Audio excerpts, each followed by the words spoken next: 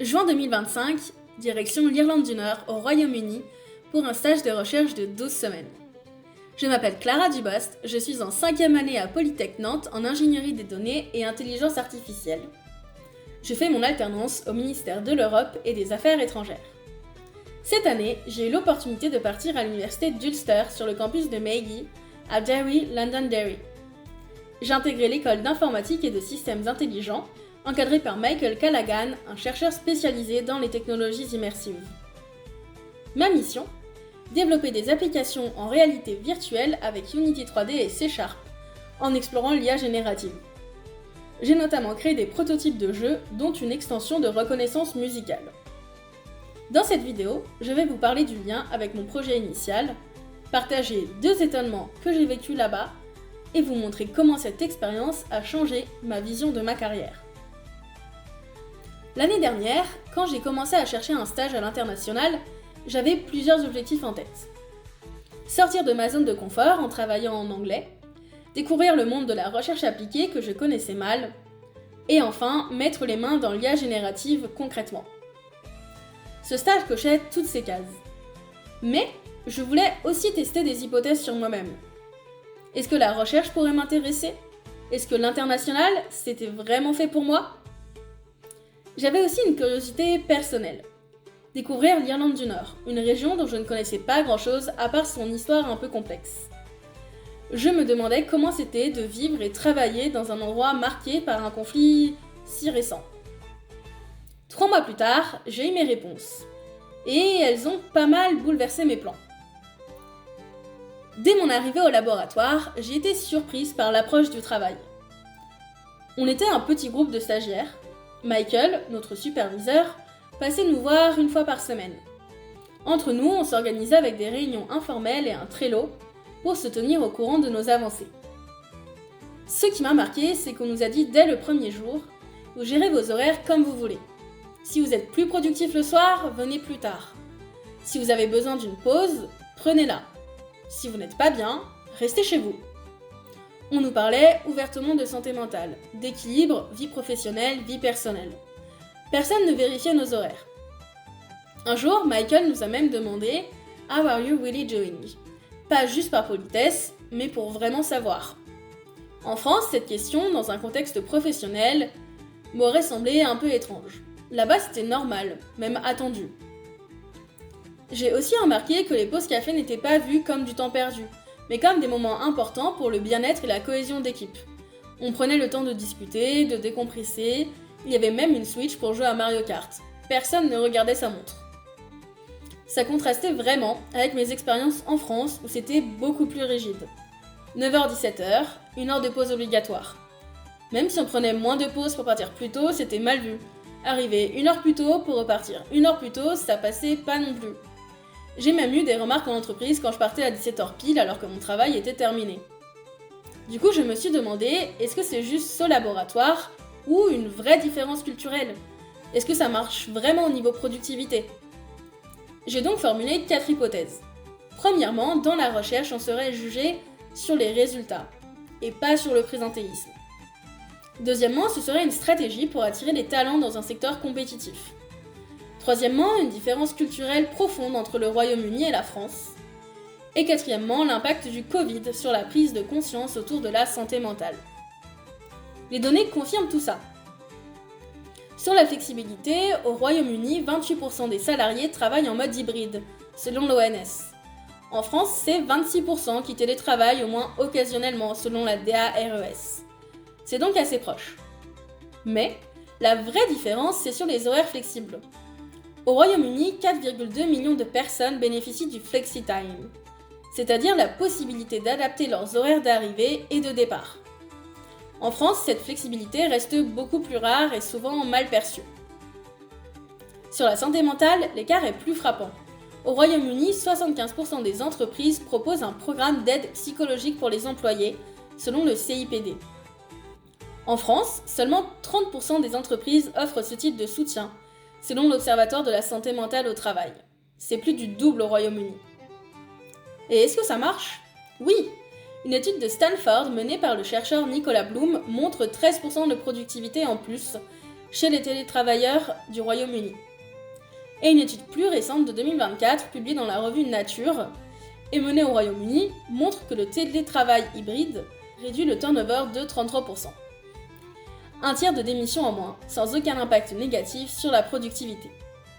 C'est donc aussi un levier pour attirer et retenir les talents, ce qui explique pourquoi tant d'entreprises britanniques ont adopté ces pratiques. D'où vient cette différence culturelle ? Le Royaume-Uni a une approche plus individualiste du travail, une tradition anglo-saxonne pragmatique. Ce qui compte, c'est le résultat. En France, on a cette culture du présentéisme héritée du modèle industriel. Être visible au bureau, c'est être impliqué. Partir tôt, même si le travail est fait, c'est suspect. Pour moi, cette autonomie a été révélatrice. J'ai pu travailler à mon rythme et produire un travail dont je suis fière. Certains jours, je restais plus tard parce que j'étais dans un flow créatif. D'autres jours, je partais plus tôt parce que j'avais besoin de prendre l'air et personne ne me jugeait. Je sais maintenant que j'ai besoin de cette confiance pour donner le meilleur de moi-même. C'est devenu un critère non négociable pour mes futurs choix professionnels. Mon deuxième étonnement, je l'ai vécu en découvrant Derry. En me promenant, j'ai été frappée par l'omniprésence de l'histoire. Des murales immenses représentant les troubles, un conflit qui a fait plus de 3500 morts entre 1968 et 1998. Des drapeaux britanniques dans certains quartiers, irlandais dans d'autres. Le Peace Badge symbolisant la réconciliation. Sur les panneaux routiers, Londonderry est souvent vandalisé avec London barré, parce que même le nom de la ville est politique. Les unionistes disent Londonderry, les nationalistes disent Derry. Certains disent Derry, Londonderry, pour rester neutre. Ce n'était pas du passé muséifié, c'était vivant, présent et parfois même clivant. Un moment m'a particulièrement marqué. Je prenais des photos près du mur You are now entering Derry quand un groupe de jeunes de mon âge m'a abordé.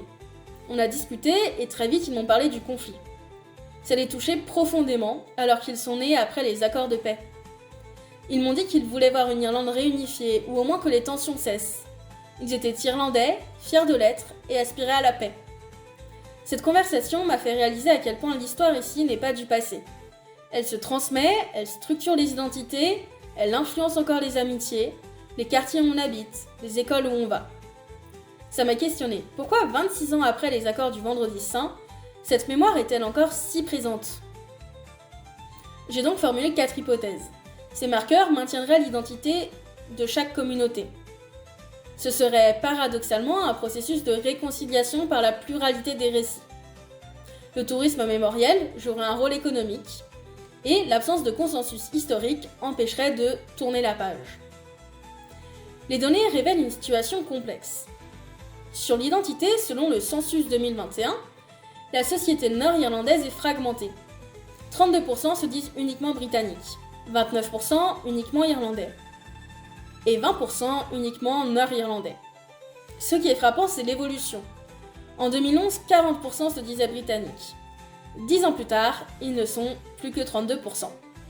Cette baisse de 8% montre une société en mouvement, où l'identité britannique recule. Et si on compte les identités combinées, ceux qui se disent par exemple britanniques et nord-irlandais, on arrive à 43% qui se sentent au moins en partie britanniques, contre 33% au moins en partie irlandais. C'est une mosaïque identitaire.